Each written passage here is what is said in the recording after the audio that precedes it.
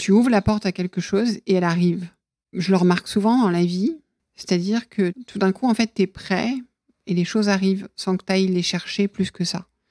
Et c'est aussi accepter ça, mais aussi être capable de les voir. Je ne crois pas au fait que les choses soient inscrites dans des livres. Par contre, je crois au fait que tu leur laisses de la place. Et quelque part, je sais pas, il y a quelque chose que j'ai senti, que j'ai compris, et du coup, j'ai ouvert la porte à ça.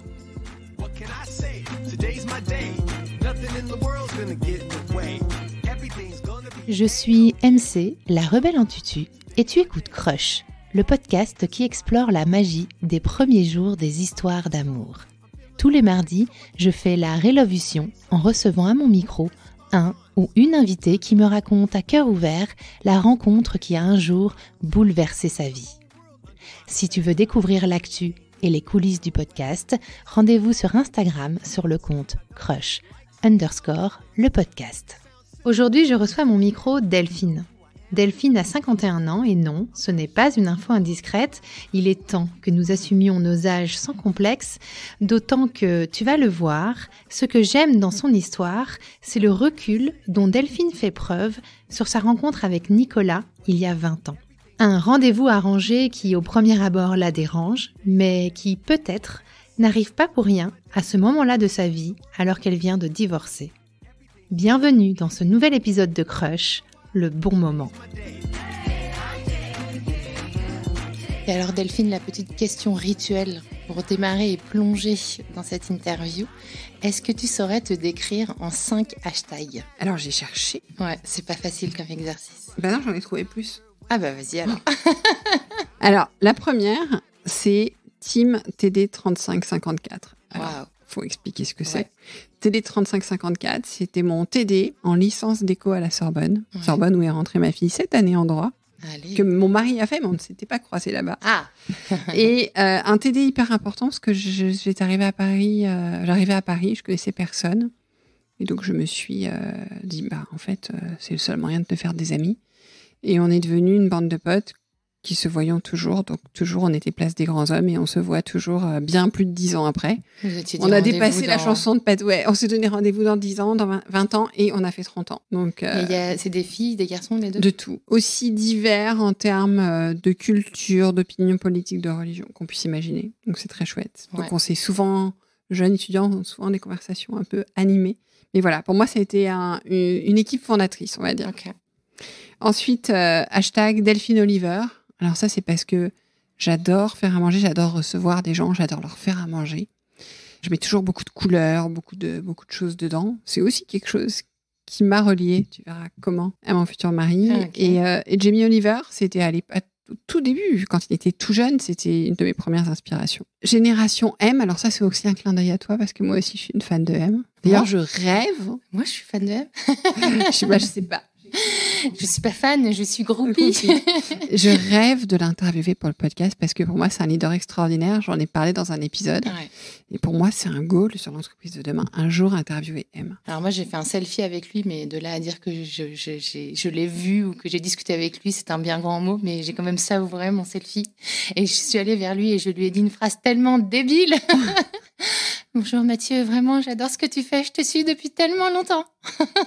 Mais je crois que tout le monde, en fait, quand on est face à des gens qui nous impressionnent comme ça, on sort toujours ces phrases. Et c'est marrant parce que c'est un sujet que j'aborde dans les conférences sur l'audace quand j'explique, les gens me demandent comment aborder, etc. Je leur dis, en fait, il faut beaucoup se préparer parce que sinon, Ouais. quand on croise quelqu'un qui nous impressionne, on lui dit un truc complètement con parce qu'en fait, Ouais. on est impressionné que tout le monde lui dit. Alors qu'en fait, il y a une autre façon de faire. Mais en Voilà. plus, je savais que j'allais le rencontrer, Mais- donc mais- j'aurais pu préparer ma phrase. Alors, je te rassure, je sais très bien le faire sur un plan professionnel, mais demain, je vais à un concert, je suis infoutu de le faire. Bon, en tout cas, Voilà. Donc, en tout cas, Génération M. ouais, puis on appelle, on fait un petit coup. Bon, enfin, si jamais si vous Mathieu- connaissez M, Mathieu Chédid, S'il nous écoute. s'il nous écoute, on ne sait jamais, hein, faut toujours. Voilà, ça c'est clair. Parce que Génial. pour moi, pour différentes raisons, c'est vraiment un grand leader. Hashtag suivant, allez, viens, je t'emmène. Ouais, au vent.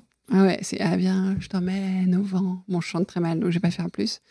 Parce que de ces bandes, j'ai été la spécialiste pour créer des des vacances. Mon grand-père avait un vieux mât en Camargue où je faisais venir du monde. On était 45 pendant des week-ends, voire des vacances. Et tous les gens qui passaient par là s'arrêtaient. Et ça a toujours été mon truc. J'ai créé des réseaux comme ça, voilà. Donc il y a toujours eu un côté, viens, je t'emmène. Et du coup, je discutais avec Sophie Plumer du podcast Chef de Tout ça à midi. Et elle me dit, du coup, faut que tu mettes le hashtag leadership. Hein. Donc voilà, donc je mets le hashtag leadership. Mais donc, Super. Si tu m'autorises, j'en ai un en plus parce qu'il bien était là sûr, à la base. enfant. C'est Miss Curieuse parce que je suis hyper curieuse. Mes filles me disent tout le temps, mais quand nos copains viennent, pourquoi tu leur poses 4000 questions ? Je suis hyper curieuse. Mais je crois que c'est pour ça aussi que j'ai fait mon podcast, que je fais mon métier. C'est que je suis hyper curieuse. C'est une qualité tellement, tellement importante pour moi. C'est-à-dire, tu dois avoir une vie... Le curieux a une vie passionnante, je pense. Ah, en tout cas, ils se marrent bien. Mais tu leur poses des questions sur eux ? Sur eux, sur ce qu'ils font, sur où ils vont, sur ce qu'ils aiment, sur comment ça se passe, je sais pas. Une question... Ouais. Et est-ce que ça se traduit aussi pour toi par une capacité à tester plein de trucs, toi, de ton côté, tout le temps ? Est-ce que tu testes, est-ce que tu expérimentes ? Oui, beaucoup trop de choses. Beaucoup trop. C'est le risque. Hyper créative qui va avec.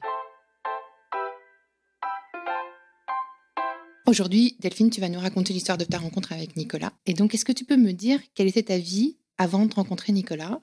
Quelle était ta situation amoureuse ? T'avais quel âge ? Tu vivais où ? À quoi ressemblait ta vie quotidienne ? Alors, j'ai été divorcée, parce que je me suis mariée à un peu avant 30 ans. Et je venais de divorcer au bout de 2 ans. J'avais énormément souffert, forcément, on souffre d'un divorce, de la séparation. J'avais vraiment touché le fond de la piscine. Et en même temps, moi, j'ai l'avantage de toucher vite, mais de remonter fort. Et donc, j'étais remontée, mais vraiment, j'avais pas du tout envie de repartir en couple pour l'instant. Par contre, j'avais compris qu'il fallait que je sois beaucoup plus moi-même dans la relation. Et je crois que j'avais pris cette assurance. Et j'habitais Paris. Je travaillais dans la banque, chez HSBC. J'étais responsable de la communication interne des réseaux bancaires. Et j'étais à fond dans mon boulot. Bon, j'avais quand même perdu pas mal de kilos après ce divorce. Et j'ai l'image de moi où j'organisais les conventions des managers et on faisait beaucoup la fête. Et je me souviens j'ai vraiment cette image de moi en train de danser et me sentir hyper libre. Et en me disant, voilà, c'est pas pour tout de suite, j'ai pas envie, faut qu'on me foute la paix et j'ai juste envie de danser seule. Donc tu vois, c'est Marie-Charlotte avec son tutu et moi j'avais pas de tutu, mais je me vois, je sais plus quelle était la salle, mais c'était des grandes salles, énormes salles, ce qui avait genre 1000 personnes. Mais tu sais qu'on avait dû se croiser parce que moi j'organisais des événements pour HSBC à un moment. C'est pas vrai ? Bah si, sous la Défense. C'était dans quelle agence ? À l'époque, ça devait être du Shortcut. Ah bah oui. Je travaillais 9 ans chez eux. Ah ouais, ok. Avec Renaud ? Renaud, tu connais Renaud ? Alors, Renaud, moi je bossais pas avec cette agence. Moi, je bossais avec Mythologie, sur les trucs internes. Eux, ils bossaient sur les trucs groupes ou les trucs externes. Mais oui, Renaud, je le connaissais très bien. Bah voilà, j'aime bien ce genre d'imprévu. Et alors, quand tu dis que tu avais la conviction qu'il fallait que tu étais plus à l'aise dans tes baskets ou tu avais la conviction qu'il fallait que tu sois toi-même, c'est que dans ta relation d'avant, tu avais eu l'impression de ne pas être toi-même ? Non, je m'ajustais. Je faisais tout ce qu'il fallait pour être aimée. J'avais tendance à m'oublier. En tout cas, à me faire passer après. Pas tout le temps, mais trop souvent. Pour correspondre à ce que j'imaginais qu'il fallait être. Qu'il voulait. Ou qu'il fallait être. Pour être une bonne Exactement. amoureuse, une bonne femme. Ouais. Mais c'est pas que de sa faute, hein, c'est beaucoup de la mienne. Hein. Parce qu'en fait, c'est aussi une question d'ego, quoi. Tu te dis à quoi je dois ressembler. Je vois très très bien. Et alors, tu vas rencontrer Nicolas. Dans quel contexte ? À quel moment ? Qu'est-ce qui va se passer pour que tu rencontres Nicolas ? J'étais invitée par des amis à un brunch un dimanche. Et je suis arrivée. J'ai été élevée sur un golf, donc je me suis remis quand j'étais seule à jouer un peu au golf avec un de mes potes qui jouait au golf. Et donc, je suis avec mes clubs de golf à ce brunch. Et là, je vois un mec et je me dis, oh là là là là, ça y est, je me suis fait avoir. Alors maintenant, on appelle ça un date. Moi, je sais pas, un rendez-vous arrangé. Enfin, c'est le truc, le mauvais plan, mais vraiment pas le truc que je voulais, quoi. C'est-à-dire que tes amis... En fait, c'était des copains. Ah, donc, je parlais de ce fameux TD. C'était des copains. Alors, c'était la copine d'un de mes copains de fac qui organisait ce brunch avec d'autres amis à elle et que j'avais déjà croisé chez elle dans une soirée. Et il s'était dit, il faut qu'on présente Delphine et Nicolas. Ah, ok. Oui, donc c'était vraiment un rendez-vous arrangé, quoi. Ah, mais totalement. Et donc, moi, je suis arrivée, je l'ai vu tout de suite et ça m'a énervée comme pas possible. J'étais très remontée, j'étais totalement hermétique à ça. Et puis, on a discuté, le brunch est passé, et puis c'était l'heure de rentrer chez soi, c'était dimanche. Et donc, j'étais avec mon sac. Mon copain qui m'avait accompagné au golf, il partait à l'opposé de Paris. Et moi, j'habitais à l'époque derrière la gare Montparnasse, rue de l'Ouest. Et j'allais prendre le métro, mais j'étais encombrée. Et pour une fois, il était en voiture parce qu'il ne roule qu'en 2 roues. Et il me dit, si tu veux, je te ramène. Attends, pour lui, c'était une surprise aussi, ce rendez-vous arrangé? Il savait pas? Il savait pas non plus. Ou il était dans le coup? Non, il était pas dans le coup. Ok. Pas plus que moi. Et il me ramène. Il préparait le marathon de New York, parce c'était à la Toussaint. Enfin, c'était avant la Toussaint, parce que le marathon était à la Toussaint. Et en fait, là, il s'est passé un truc dans la voiture, c'est qu'il m'a fait rigoler.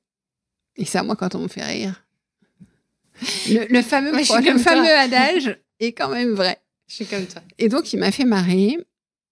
Et là, je sais pas, il s'est passé un truc. Est-ce que tu te souviens pourquoi tu le trouvais drôle? Mais pour une connerie totale, parce qu'en fait, il était contrôleur de gestion. Et moi, je me battais, parce que donc, responsable de com, je pilotais des très gros budgets de communication interne, et je me battais toujours avec les contrôleurs de gestion. Et donc, on a commencé à parler du métier et de leur façon de travailler. Je sais pas, il s'est foutu de lui. Enfin, je sais pas ce qu'on a fait, mais c'était vraiment autour de ça. Et on s'est marré. Il m'a fait rire. Et donc, il m'a déposé. Et sur le moment, on s'est dit au revoir, comme ça. On s'est revus. Donc, je crois que j'ai recherché son téléphone, je l'ai recontacté. Enfin, bref. On s'est revus et je l'ai invité à manger. Alors, il se souvient toujours qu'entre-temps, il y a eu mon anniversaire et que je l'ai pas invité à mon anniversaire. Okay. Et que du coup, il s'était dit, je sais pas, c'est un truc, ça l'a marqué. Il est marqué par le fait de ne pas avoir été invité à mon anniversaire. Après ce trajet en voiture où tu craques, quoi, où tu dis, ah ouais. Enfin, en tout cas, oui, il y a un truc qui se passe. Je me dis, tiens, il y a un truc. Physiquement, tu le trouvais comment aussi? J'ai pas eu, tu vois, je me suis pas dit, oh là là. Enfin, en fait, j'ai jamais été très comment dire. Je trouve mon mari très beau et je lui dis tout le temps. Il me dit souvent d'ailleurs, t'es pas du tout objective. Mais c'était pas la question en fait. Pour moi, elle était pas là la question. Elle était beaucoup plus émotionnelle. Je ne sais plus comment ça s'est enchaîné parce qu'on a dû. Ah oui, quand il m'a laissé, il m'a dit, faut que j'aille chez ma mère porter mon linge. Je me suis dit, oh là là. C'est quoi ce mec? C'est là où j'ai essayé de le revoir. Et en fait, quand je l'ai appelé, alors cette fois, c'était pas le linge de sa mère, c'est qu'il était coincé à garder son neveu et sa nièce. Et je me souviens que je suis partie en voyage avec mes parents à la Toussaint et je m'étais dit, t'oublies ce mec, parce que alors là, en fait, il t'a fait rire, mais enfin, c'est une catastrophe. Il apporte le linge chez sa mère et il s'occupe de son neveu, sa nièce. Enfin, en fait, il a pas de temps déjà. Il a même pas de temps pour qu'on se voit. Ah, laisse tomber. Non, quoi. surtout le linge chez sa mère. Ouais. Enfin, tu vas pas te remettre. C'est faut pas, quoi. Et je me suis dit, attends, il a pas de temps pour toi, c'est bon, là, tu vas pas te lancer dans un truc. Et puis les vacances sont passées, et donc on s'est revus. Tu l'invites à dîner, c'est ça? Ouais, je l'ai invité à dîner. Et on a aussi... Donc ça, le dîner, je m'en souviens un peu, mais je me souviens surtout, et lui aussi. On est allé voir une expo, c'était au Grand Palais, je crois, ou au Petit Palais. Et c'était sur... On adore manger tous les deux. Parce qu'à la base, les copains avaient pensé à nous présenter. Alors, il faut que je te dise pourquoi. Ah oui. Parce que Nicolas, un soir, leur avait fait une soupe de moule. Et c'est des copains qui sont pas branchés gastronomie, cuisine, etc. Et donc, ils s'étaient dit, mais il est complètement allumé de faire une soupe de moule. Et finalement, il est aussi allumé que Delphine sur la bouffe. Donc, on va les présenter, ils vont s'adorer. Donc, voilà. Donc, ça, c'était histoire de départ. Donc, on est allé voir une expo au Grand Palais sur la bouffe. Et là, nos mains se sont effleurées et c'était électrique. Et en fait, on se souvient tous les deux de ce moment. Voilà, c'est la première fois qu'on se revoyait, qui était, électrique. Et après, on est allé manger une salade chez La Durée rue Bonaparte. Alors, c'est très cliché tout ça, mais je me souviens de tous ces détails parce que c'est des moments, je peux même te dire le pull qu'il avait. Il rentrait de New York, il avait un pull qu'il avait acheté, ou il avait le sweat du marathon, je ne sais plus, mais un des deux, mais voilà, c'était les trucs qu'il portait à cette époque. Et d'ailleurs, qui lui vont plus, mais je dis, c'est interdit de les jeter parce que c'est des trucs qui sont restés. Et voilà. Et moi, en fait, à cette époque, j'étais en cours de divorce, j'étais pas encore divorcée. Et tu veux dire que la procédure était en cours de procédure, ouais. Et donc, on s'est revus 2 fois, 3 fois, mais il se passait rien. Je me disais, mais c'est bizarre quand même. Finalement, qu'il se passe rien. Et en fait, j'ai découvert après qu'il attendait que j'ai divorcé. Parce qu'il est venu me chercher une fois à la sortie du boulot. Enfin, on est allé manger au resto, on a fait des trucs. Il attendait la date. Et il attendait la date.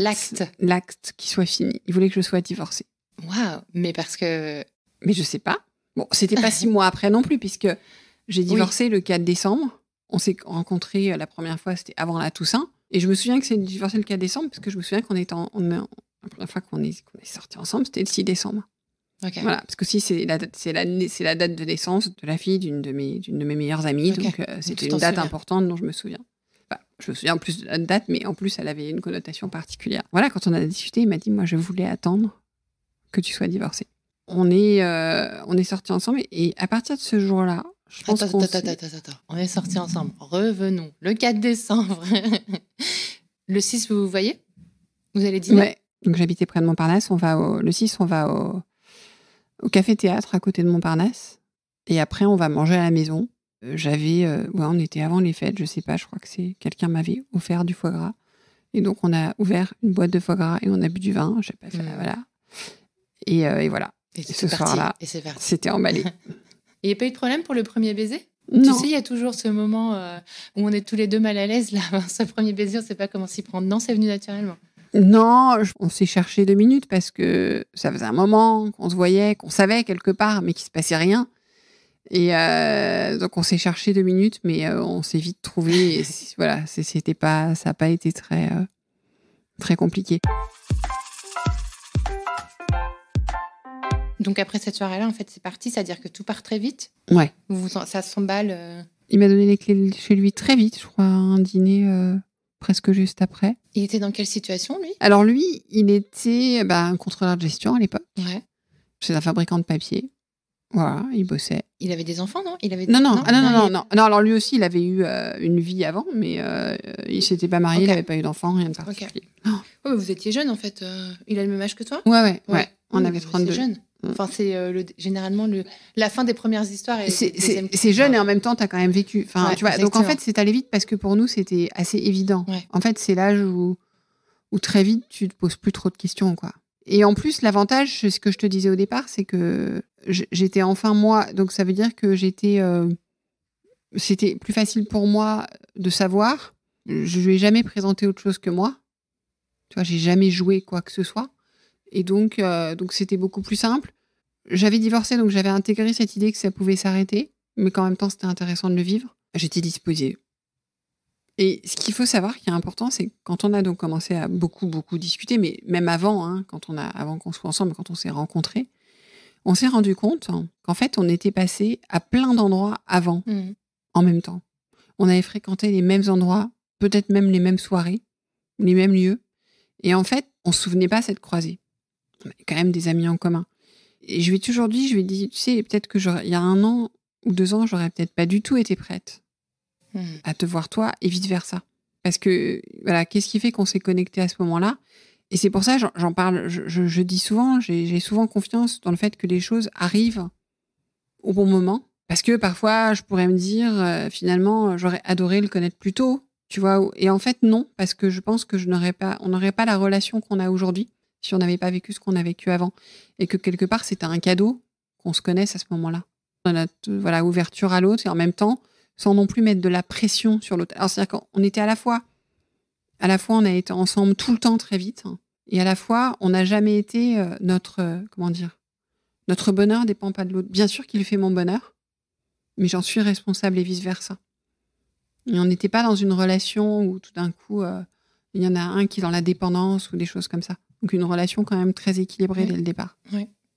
Et c'est vrai que, on disait tout à l'heure, 32 ans, 30-32 ans, c'est un peu le moment où effectivement les premières histoires sérieuses de la vingtaine peuvent se terminer et où peut naître une histoire plus sérieuse. Et moi, j'ai vécu exactement la même chose. Mon mec, on est sortis ensemble, j'avais 32 ans. Et comme toi, j'avais l'impression d'enfin être moi-même, ou plus moi-même si je ne l'étais pas à 100%. Et je ne regrette absolument pas de ne pas l'avoir rencontré avant non plus. Et d'ailleurs, tu as utilisé un mot, quand on en a parlé l'autre jour, tu as utilisé le mot sérendipité. Alors, c'est un mot que j'entends beaucoup et que j'ai du mal à définir. Tu ouvres la porte à quelque chose et elle arrive. Je le remarque souvent dans la vie. C'est-à-dire que tout d'un coup, en fait, tu es prêt et les choses arrivent sans que tu ailles les chercher plus que ça. Et c'est aussi accepter ça, mais aussi être capable de les voir. Parce que tu vois, typiquement, j'ai failli passer à côté de lui. Il n'y aurait pas eu ce retour. Il me le dit tout le temps. Il me dit, je ne suis jamais en voiture. Je suis toujours en 2 roues. Je ne t'aurais pas ramené en 2 roues avec ton sac de golf. Si on n'était pas rentrés ensemble, est-ce qu'on serait ensemble aujourd'hui? Mais comment tu l'interprètes alors, ça? Moi, je crois beaucoup au contexte propice. Je pense que personne n'aurait pu prévoir. Je ne crois pas au fait que les choses soient inscrites dans des livres. Par contre, je crois au fait que tu leur laisses de la place. Et j'étais fermée au début de cette rencontre arrangée. Et en fait, j'ai fini par laisser la place. Parce que malgré tout, on aurait pu rentrer et j'aurais pu ne pas rigoler et ça aurait pu se terminer là. Et en plus, dès qu'il y a eu ce rire, j'ai ouvert grand la porte puisque je me suis dit, il faut que je le revoie. Je crois que ce que j'avais surtout décidé avant de le rencontrer, c'était que je ne voulais personne qui me change, qui m'oblige à être quelqu'un d'autre.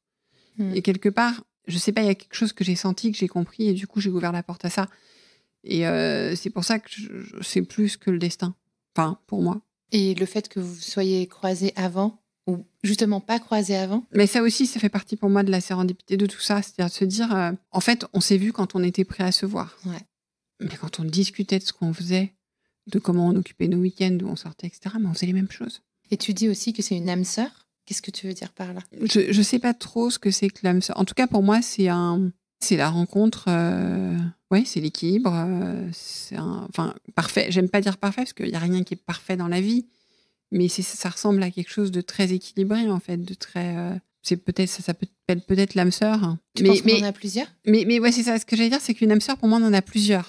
On peut aussi avoir une âme sœur amicale. Amicale aussi. Mais alors que c'est plus fort qu'une âme sœur dans ces cas-là. Pour moi, c'est un truc. Je peux avoir une âme sœur amicale aussi forte. J'ai j'ai des anciennes amies, des très bonnes amies, etc. Et je continue à en avoir et je continuerai. Sur le plan amical, je peux te parler de plusieurs amies qui sont autant des âmes sœurs dans un genre, les unes que les autres pour moi. Alors que là, il y en a qu'un. Donc c'est pour ça que tu penses qu'il y en a qu'un? C'était lui? Non, il y en a peut-être d'autres sur Terre. Je n'en vois pas d'autres. Vous sortez ensemble le 6 décembre. Après, tout s'enchaîne. Et aujourd'hui, donc on est 18 ans plus tard? 20 ans plus tard? Non, 20 ans plus tard. Pas loin. 20 ans le 6 décembre. Bah ouais. En fait, j'étais enceinte, pour vous dire comme ça la vite, j'étais enceinte au bout de 9 mois. Vous avez habité ensemble? Oui, très vite. Ouais. Voilà, donc est arrivé très vite Noah.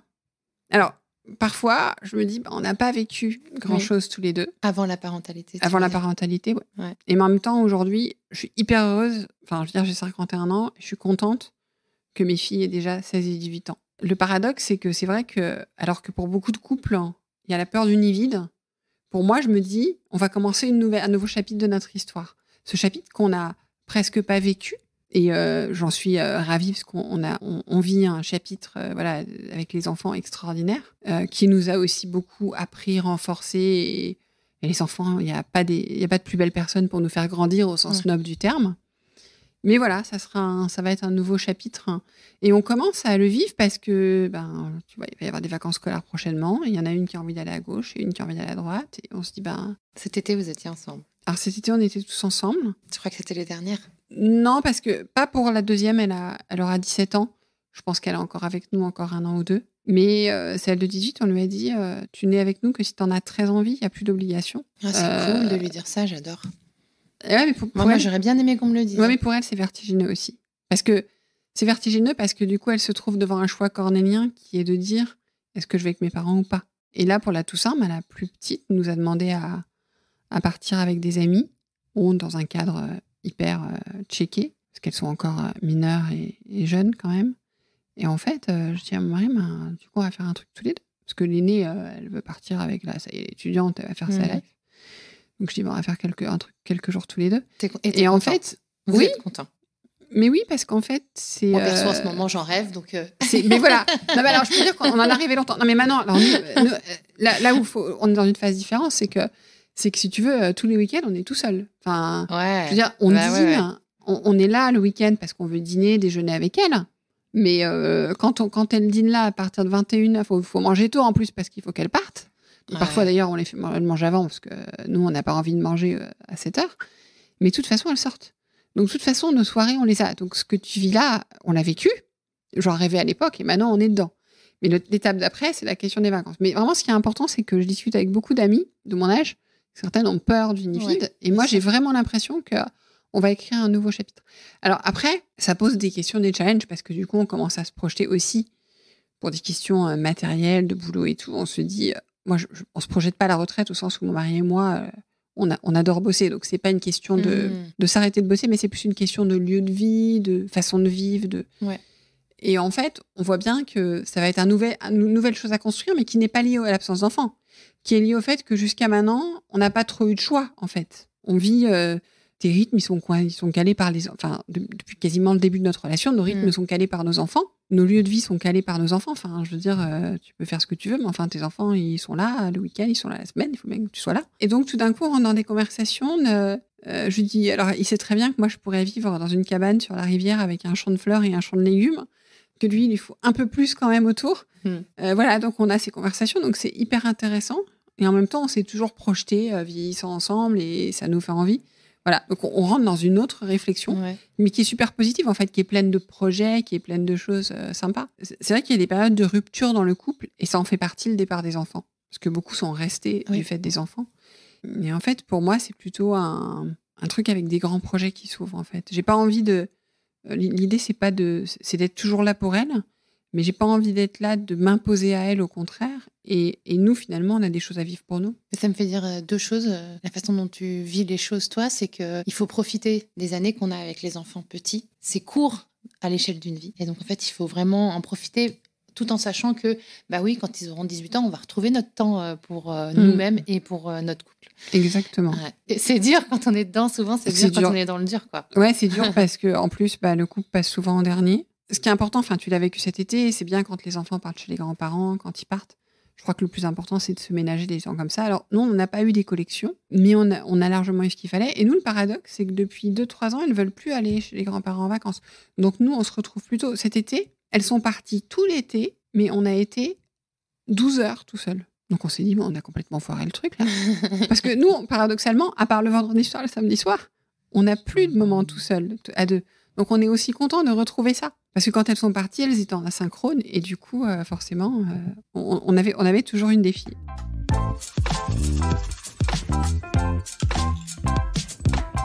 Et alors, Delphine, est-ce que tu penses que ta rencontre avec Nicolas a changé ta vision sur la vie? Ou est-ce que lui a changé la vision que tu as de la vie? Et pourquoi? Alors, ce qu'on vit ensemble l'a changé. Ouais. Il m'a donné une grande, grande confiance dans la vie. Une grande gratitude. Beaucoup, beaucoup de gratitude pour la vie. Tu vois, tu es dans notre salon, et en fait, notre salon, c'est notre construction. Alors, ce salon ou un autre. Mais en fait, chacun des meubles de ce salon, on va dire, elle parle de ces meubles, mais moi, j'aime beaucoup la déco, enfin, j'aime bien les objets. En fait, chacun des meubles, chacun des livres que tu vois dans cette bibliothèque, chacun des objets raconte une partie de notre histoire. C'est que des choses qu'on a créées ensemble depuis déjà une dizaine d'années, quand les gens arrivent. Et ma fille a fait ses 18 ans il y a 15 jours, et pourtant on avait tout bougé les meubles, etc. Et beaucoup de copains nous ont dit « c'est super beau chez toi ». Chez nous, ça ressemble à un salon comme ailleurs. Et en fait, il y a quelque chose. Et pour moi, il n'y a pas plus beau symbole que en fait, ce qu'on a construit ensemble et ce qu'on arrive à vivre ensemble. Alors, je lis les titres que je peux deviner des bouquins qui sont dans la bibliothèque, parce que je pense que c'est assez... Donc, on a un gros ouvrage qui s'appelle Jazz Life. Je vois un livre jaune qui s'appelle Smiley, 50 Years of Good News. Je vois le bouquin culinaire, l'Italie, là, c'est... Gaudry, Frédéric François Gaudry ouais. Sur l'Italie. Parce que l'Italie, on s'appelle Zanelli quand même. On est fan d'Italie. Et le grand atlas du vin. J'ai l'impression qu'on profite bien de la vie. Il y a 2 cabavins dans le couloir, là. Génial. Très bien. Est-ce que tu peux juste quand même nous donner les 5 hashtags que tu as choisis pour définir Nicolas? Alors, le premier, c'est le Zan, ce qui s'appelle Zanelli. Et ses potes l'appelaient le Zan. Et on a un musée de trucs Zan, comme les bonbons Zan. Le deuxième hashtag, c'est Just Blues. C'est son nom d'Instagram. Et en fait, c'est un fan absolu de blues. Il n'écoute que du blues. D'où les bouquins de jazz dans la bibliothèque. Ouais. Le troisième, c'est Pastamen. Alors, je l'ai appelé comme ça parce qu'en fait, tous les vendredis soirs. Alors, dans notre famille, moi, je suis catholique, il est juif. On a une double religion, on n'en a pas vraiment, mais on fait notre Shabbat pasta du vendredi soir. Et tous les vendredis soirs, presque, il fait des pâtes. Et il fait extrêmement bien les pâtes. Alors, c'est pas fait en 2 minutes, c'est pas les pâtes qu'on trouve de partout. Enfin, il est très difficile, mais c'est hyper bon. Moi, je m'inscris sur vendredi prochain. Et avec je suis archi fan de pâtes. Avec grand plaisir, tu vas adorer. Franchement, elles sont hyper bonnes. Et d'ailleurs, il a dit à sa fille, quand est-ce qu'on fait le Shabbat pasta des 18 ans de tous tes potes? Donc, on va avoir 15 ados pour faire le Shabbat pasta. Le 4e, c'est Pacha Iko. Alors ça, c'est un surnom que lui a donné sa maman, qui est turque. Pacha Iko. Pacha Iko. Alors, okay. je pense que c'est du turc déformé. pour dire que c'est le petit Pacha. Et donc, c'est la manière dont sa maman l'a élevé. En même temps, il a emmené son linge chez elle à 30 ans. Et donc, c'est un petit Pacha. Et c'était dur de choisir le 5e, parce qu'il y a le 20, on en a parlé tout à l'heure. Mais j'en ai parlé hier avec mes filles, et mon aîné m'a dit, quand même, c'est Papa Poule. Papa Poule. Voilà. Trop chouette. Et comme je voulais en profiter, je voulais juste faire une dédicace avec cet épisode, finalement, aux personnes qui nous ont quand même présenté. Parce que ça vient quand même de l'histoire de la rencontre. Tout à fait. Donc, à Yasmine, Philou, Ashley et Anju, si vous nous écoutez, je pense que vous allez nous écouter. Merci.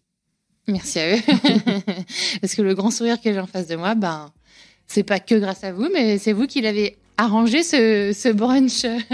Exactement. Même si ça l'a énervé un jour d'octobre, ouais. Canon.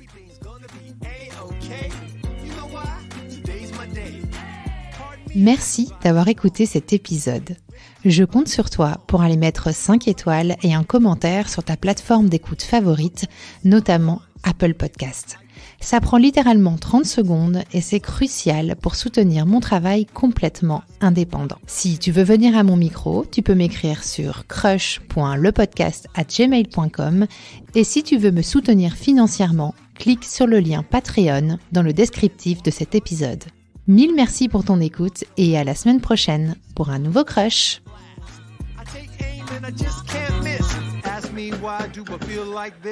What can I say? Today's my day. Nothing in the world's gonna get in the way. Everything's gonna be